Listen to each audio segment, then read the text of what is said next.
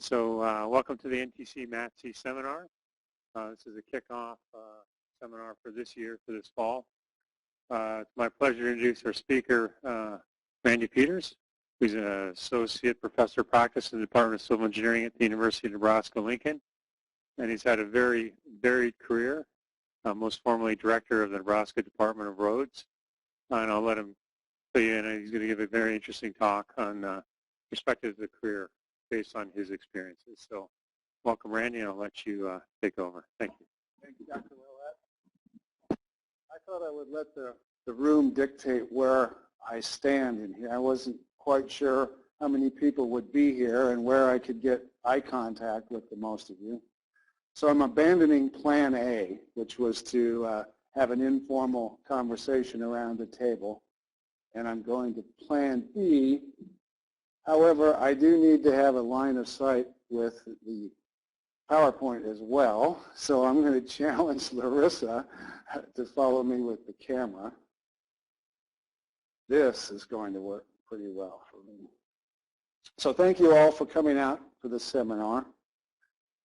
As Dr. Willett told you, I'm brand new to this community as well. I signed a contract with UNL on August 7th to come here and teach on August 17th, well, classes started the 24th. So I'm honored and humbled to be a part of the community here. I've met some of you, and you've made me feel very welcome, and I'm happy for that. I am going to be a professor of practice, and I am officed in the civil engineering department. I'll tell you a little bit about my own career trajectory and use that as an explanation about what qualities I bring to be a professor of practice to share with you in the College of Civil Engineering. But it was easy for me to buy into the mission of UNL, and I support the idea with my intention to connect students with the industry and the professional community. I've had extensive experience here in the state, and I know a lot of the people who practice.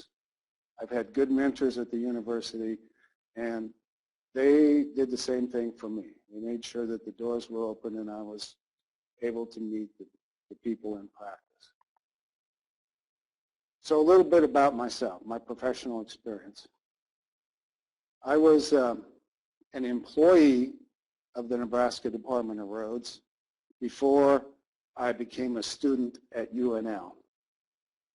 So I had 10 years of pre-professional experience in a transportation agency before I earned my bachelor's in civil engineering here at UNL. And that's a good perspective in its own right.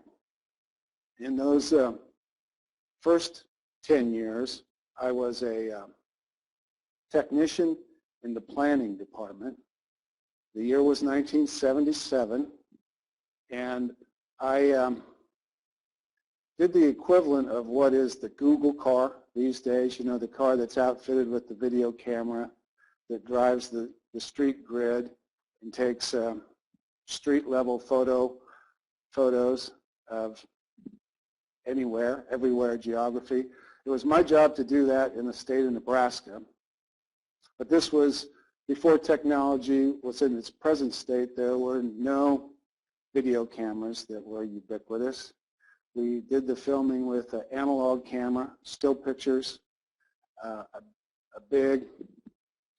if you think of the old-time movie cameras with the big magazines on a tripod, it was that kind of a camera with a 10-inch diameter magazine that the film was threaded through.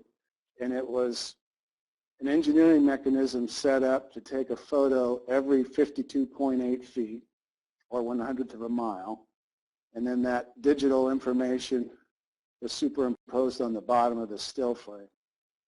So you would drive down the road and you'd hear this rhythmic click, click, click, and the pictures would be snapping as you went along. And then we edited the rolls down into 100-foot rolls, about that big of a diameter, put them on a special motion analyzer, and if you ran it at 24 frames per second, it was like a motion picture, and you could see a pre-video video of the highway network in Nebraska. Well, that was an interesting job. It sparked a lifelong interest in learning about technology and how technology can be applied to solve civil engineering problems. About the third time I drove every mile of every state highway and visited every city in the state, I could see that to go further in this agency, it would be in my best interest to pursue an education in civil engineering, which I did. While working at the Nebraska Department of Roads, I matriculated here at UNL, and in 5 years of that first 10 there, I spent it as a student working 70% full-time at the agency and being a full-time student. So I graduated in 1987 with a degree in civil engineering. And because during that work as the Google car driver of the day, I was working under the supervision of a professional engineer, I was able to qualify to sit for the professional engineer's exam upon graduation, which was a big bonus to me. It was all of the student work, all of the scholastic work was fresh in my mind. The professional engineer's exam was a piece of cake for me, and that was a lucky break. I consider that a very lucky break. So then, at the end of 10 years, I am now a graduate civil engineer and a professional engineer at the same time. So I would say my career trajectory for the first 10 years was a plateau at the very lowest rung of a highway agency. And then as soon as I graduated and had the entree into the profession, a professional license and a bachelor's degree in civil engineering, I became a highway designer. And that was, those years, I probably was the most technical in my entire 38-year career, applying what I learned in the civil engineering school as far as highway design, transportation engineering, to real-world projects with project delivery deadlines and met a production goal. I did that for 3 years before I was promoted to a specialty position. At that time, computer-aided design was the emerging technology. Most of the design up until that point was done with drafting equipment and hand-drawn cross-sections, and computer-aided design was a brand new field. It was an opportunity for a young, ambitious engineer, so I volunteered to be there at the ground floor and establish things like naming conventions, level guides, line weights, all those kind of standards that had to be put into place so that a big agency, a multidisciplinary agency, could share computer-aided design files. So I did that for 2 years before a new opportunity came along, and this really signaled my leaving the professional technical part of the profession and moving into management leadership. I became a section head for the roadway design section, which that was the assistant manager for a department that would design all of the roadways for the state of Nebraska. This was in the early 1990s, and Nebraska had embarked on a program to build the big vision was, let's build this 600-mile system of 4-lane, almost interstate-like expressways connecting the towns of 15,000 and greater to the interstate system. So it was an exciting time to be in the highway design field. We were doing, our designs were not on the map yet. And we really, literally altered the face of the map for the state of Nebraska and started building these 4-lane expressways. It was a very exciting, very rewarding position to have. I did that for about 5 years, and an opportunity came to be the division manager for the traffic engineering division. A little bit different specialization, and it was oriented towards traffic engineering analysis, signing, safety studies, speed limit determinations, and it's billed as the state traffic engineer. We often referred to it as the complaint department. Any operational problem or perceived safety problem on the state highway system usually found its way into the traffic engineering division. That was very interesting work, very related to one of the sub-disciplines here that Nebraska is particularly, UNL is particularly good at. After 10 years, I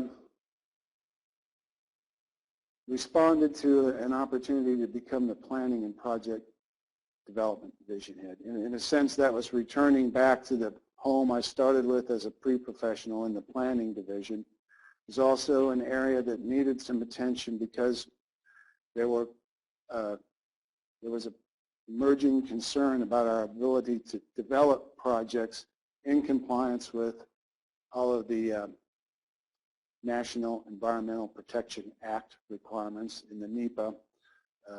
The federal laws required us to follow these steps, and it was kind of a contentious area. And so that's why it presented an opportunity to come in and solve some problems. I did that for only 2 years when an opportunity came for the promotion to one of the top 3 spots at the Department of Roads. The way it's organized, there are 2,100 people, 1 director and 2 deputies. And so one of the deputy spots, Deputy Director for Engineering, came available in 2009. And I was privileged to be selected for that spot. That launched between computer-aided design coordinator and planning project development head was management, I would call this the leadership role. Management's still an element.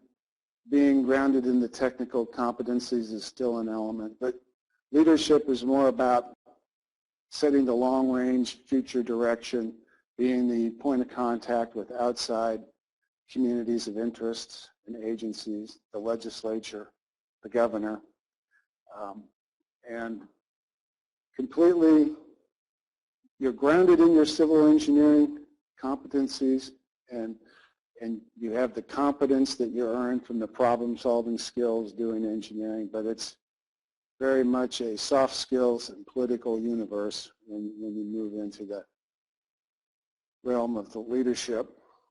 And then from 2011 from 2012 until 2015, I was appointed by then Governor Dave Heinemann to be the Director State Engineer for the Department of Roads, which was my last professional gig before I accepted the professor of practice here. So I'm just sharing with you some of the perspectives given that journey. Ordinarily, when I present at a seminar, I would go deep into some topic where I have researched. Today's more broad-ranging, just to tell you where I come from, how I hope to fit into this community, and how I hope to be able to aid in the mission of the university's College of Engineering.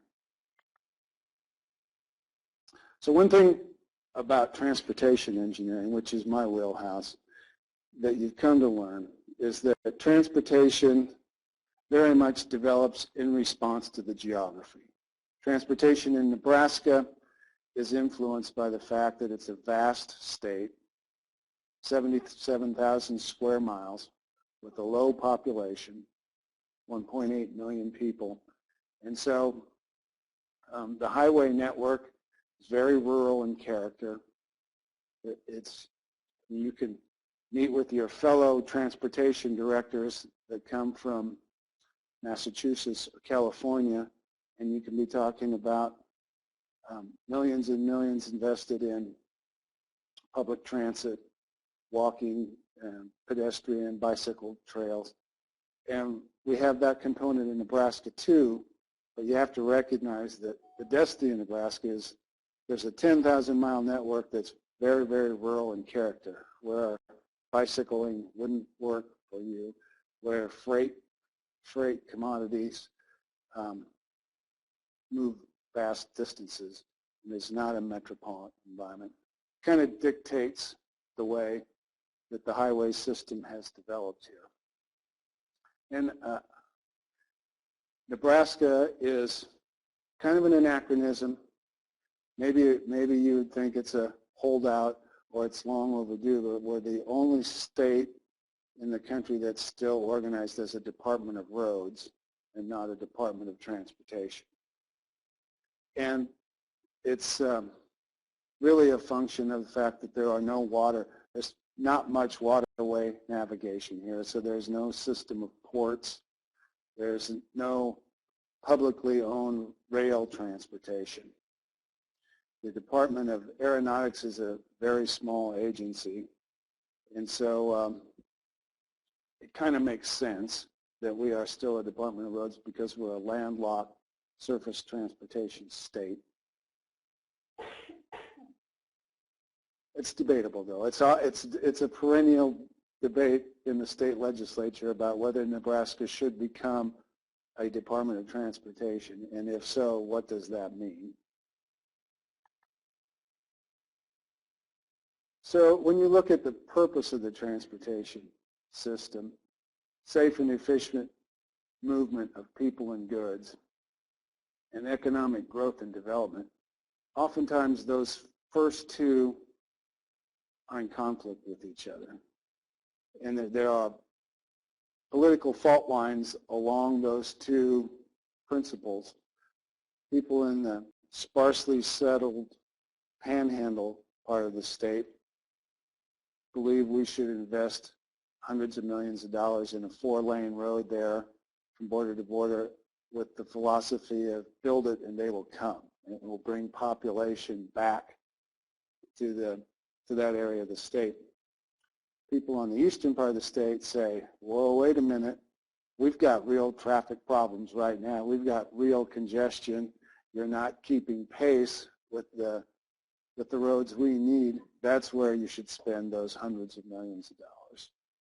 So there's an engineering way to select those projects, but there's also, you've got to realize the context you make those engineering decisions in is a political context.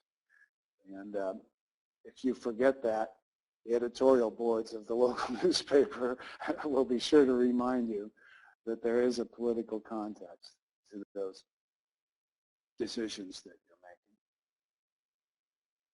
So part of the providing mobility options in a state like Nebraska is not so much that we have recurring congestion that would make your trip to the airport unpredictable.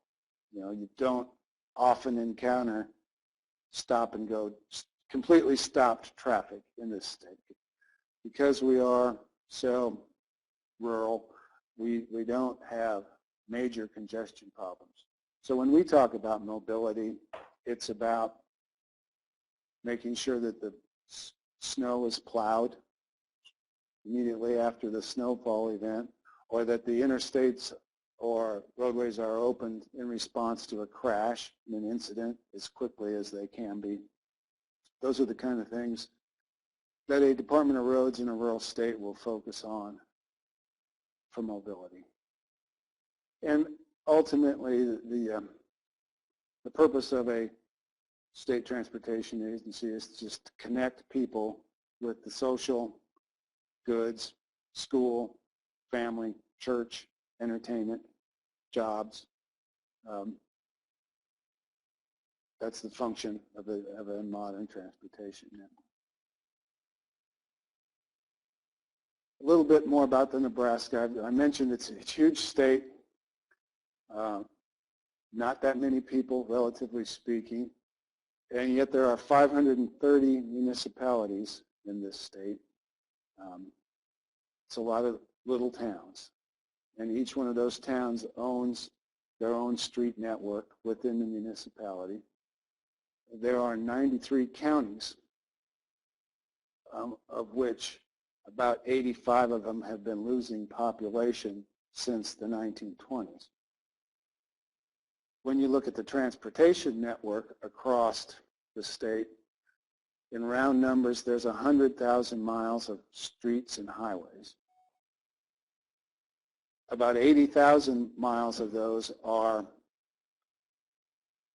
almost unimproved county road, section line roads. The gravel pavement is the most common. They're the farm to market roads in the rural parts of the state. That's where 80% of the roadway miles are. But probably something like 10 or 15% of the traffic is on that 80% of the mileage system. The state, on the other hand, owns a 9,902 mile network of state highway system. That's what the state agency I headed up was responsible for. That's where most of the traffic is. And the remaining miles are within those 530 municipalities. But there's a division of ownership there. You can see the counties own 80% of the miles, but they're the very rural, very low investment miles. The cities own their share, and the state owns its share. It gets very confusing to the users who's responsible for what, how this system should integrate with the different owners. And that's part of the challenge of being in the management and the leadership of a state transportation agency. And then overarching all of that is the federalism. The federal government doesn't actually own any streets or highways, but they fund, federal highway funds about 45% of the state highway system. And I don't know what the exact percentage is, but something like 10 or 15% of the local system is federally funded. So the state acts as a middleman between the counties and the cities and the federal government for prosecuting federal projects. And what comes with that are the whole host of environmental and social laws that come with the federal project. Often creates tension between the local governments and the state government. It definitely represents an area where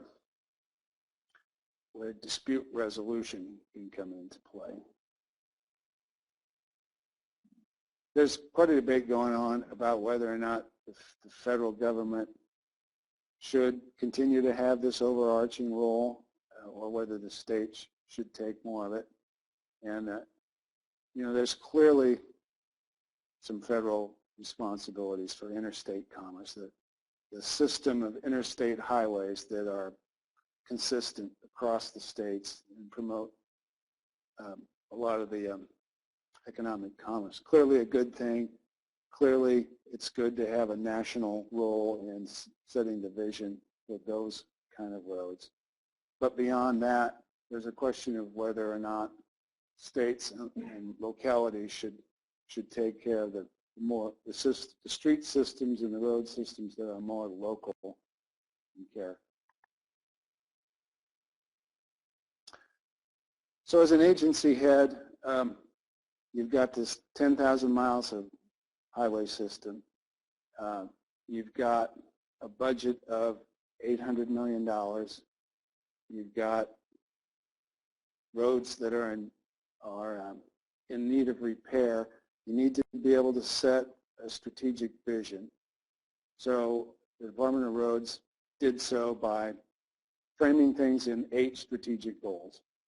And in order to be data-driven and track these goals, there were a matrix of associated performance measures that mapped to each one of the 8 goals. But in broad terms, they were enhanced safety, manage the assets, and there, again, that's the 10,000 miles of highway system. There are 3,500 bridges. There are 599 buildings across the 120 different locations. It's just a far-flung asset base to be responsible for. You need to deliver projects, a program of projects for street repair, highway expansion. You make promises. You need to be able to deliver on your projects. That's a very civil engineering intensive part of the highway department is the project delivery team. Strengthening partnerships across those communities and other political jurisdictions was very key. Improving mobility, again, making sure the traffic jams are addressed, that the road closures are minimized, the snow is plowed, and the crashes are cleared up is a strategic goal that's measurable. Environmental sustainability, that really centers around doing minimal damage, keeping your footprint as small as you can on the natural and social environment.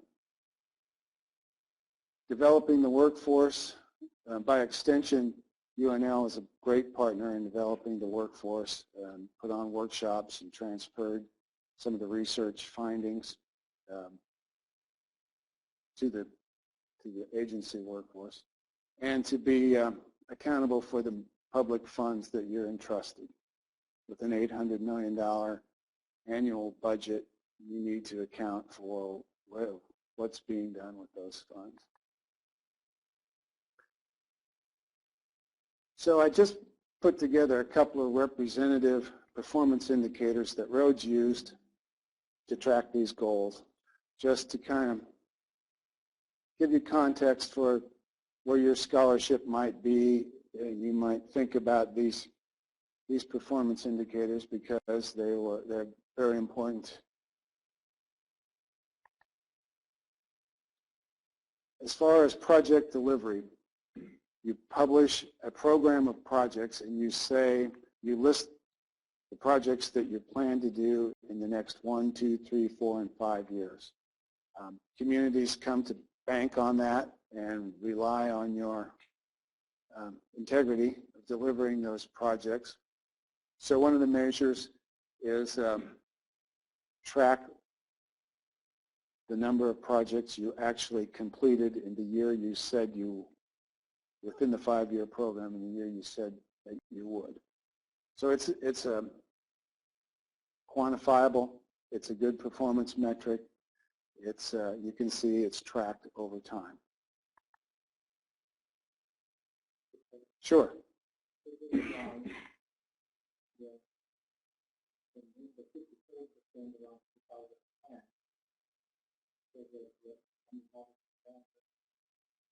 It was. It was.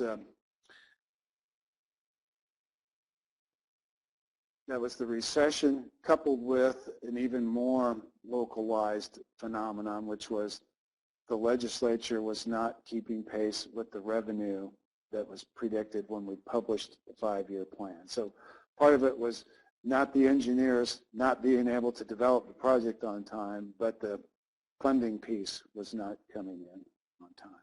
So that's not a good, 2010 was not a good year to be out explaining what was happening, but we were transparent. We knew what was happening, and we had the data there to back us up.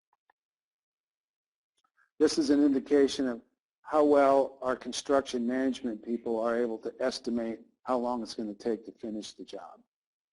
And so we have a corporate goal of having 85% of the projects completed within the engineer's estimated time. And many things can happen there. The weather, it can be a rainy year. Contractors' forces can be called to other projects. You have to adapt and take different strategies to complete projects in order to continually try to meet that goal. This one's very important, the fatalities. Last year there were 225 fatalities on the whole 100,000 mile system, counties, cities, and state highway system within the state. That's a high number. 225 lives lost is a terrible social toll to take, and if you are in the business of quantifying and monifying this, I don't know what number you used, Dr. Rowlett, but 3 million is one number that represents a life lost.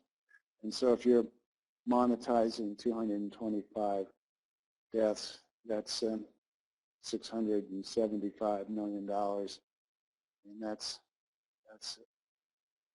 compared to an annual construction budget of $500 million. You can spend an awful lot of money on safety and be justified. Our goal is to it was set to be 1.0 per 100 million vehicle miles in 2007, back when the rate was 1.4. And we thought that would be unattainable and that would be a stretch goal. And we broke out the champagne in 2010 when we actually achieved 1.0 fatalities per 100 million vehicle miles. We were aided by an economy that had people driving less, and for some reason that was a nationwide trend of better safety, and also attributed to our focus on behaviors more than infrastructure, get the impaired drivers off the road, get people to wear their seat belts.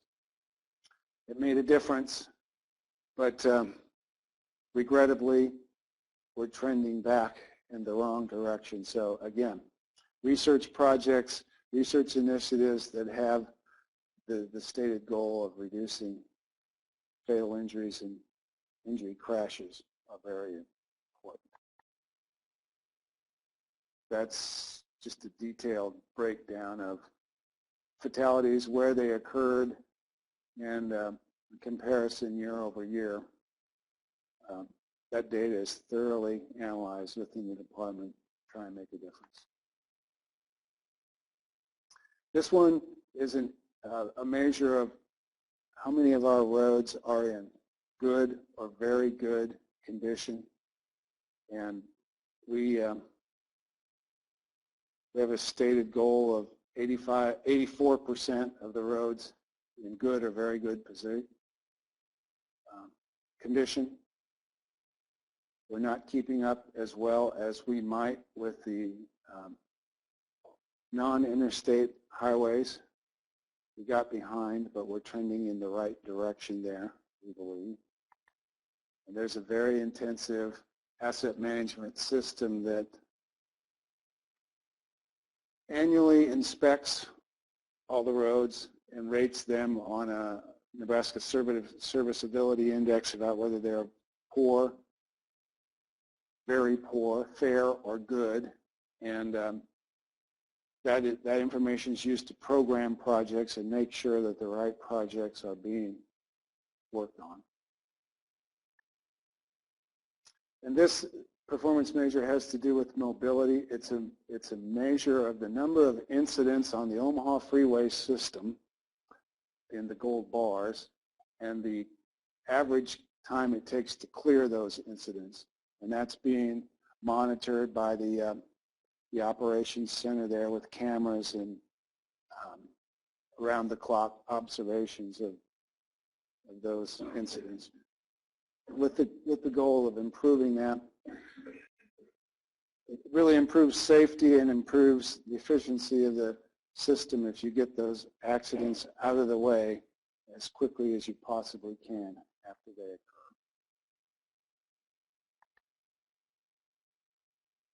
This is one of the sheets of a balance sheet from a state transportation agency. You can see that the bottom line cash flow allotment for this fiscal year was $843 million. A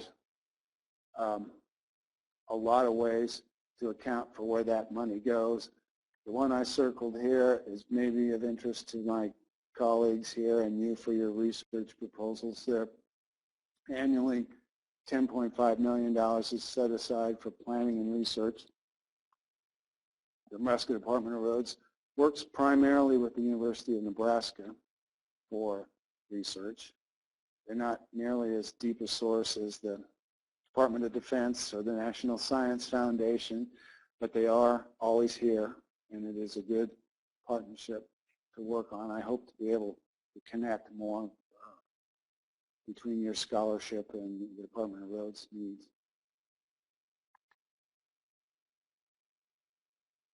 Every year in the fall, the Director of the Department of Roads goes before the Nebraska legislature and presents the highway needs looking 20 years out. Last fall, when we presented the needs, broken down into these categories: resurfacing, rural geometrics being roads that need wider lanes or wider shoulders or some expansion based on their traffic, and they're not inside a municipal boundary. Those are rural geometrics. Same thing within a municipal boundary are called urban geometrics. And then needed improvements to railroad crossings in the state. When you look at the needs over 20 years and estimate the cost, non-inflated, this is non-inflated dollars, the number is $10.1 billion needed for 20 years. Usually the message was our program is not keeping up with the needs. The needs are outpacing the current revenues. And I think you can still say that. Even the department just published a $500 million construction program this year. So if you do the math without inflating it, $500 million a year for 20 years just about keeps up with $10 billion worth of needs. But our stakeholders aren't that patient. Many of them are saying, yeah, but I want my road sooner than 20 years from now. So there's still the continual pressure for more revenue. So that's the end of my personal narrative for my career trajectory through the Department of Roads. What I hope to be able to do here as a professor of practice is use that, share what I've learned with students and faculty here. I'll be finding my rightful place in terms of the teaching, service, research, and outreach components here. But I want to be a part of this community and help you all be successful.